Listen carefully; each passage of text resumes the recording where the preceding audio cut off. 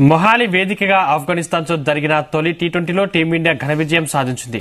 తొలుత బ్యాటింగ్ చేసిన ఆఫ్ఘన్లు 159 పరుగుల లక్ష్యాన్ని నిర్దేశించగా భారత యువ జట్టు మరో 15 బంతులు మిగిలి ఉండగానే దాన్ని ఛేదించింది.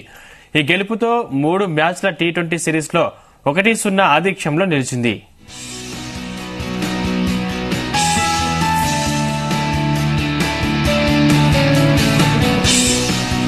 నూట 159 పరుగుల ఛేదనలో భారత జట్టుకు ఆదిలోనే ఎదురుదెబ్బ తగిలింది.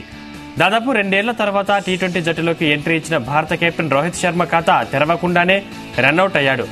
దీంతో టీమిండియా తొలి ఓవర్లోనే వికెట్ నష్టపోయింది.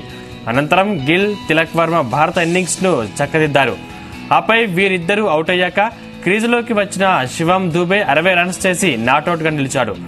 జితేష్ శర్మ 31 పరుగులు చేశాడు. చివర్లో క్రీజులోకి వచ్చిన రింకు సింగ్ మరోసారి ఫిషనరీగా నిలిచాడు. ఇక ఈ ఇరు జట్ల మధ్య ఆదివారం అంటే జనవరి 14న ఇండోర్ వేదికగా రెండో టీ20 జరగనుంది.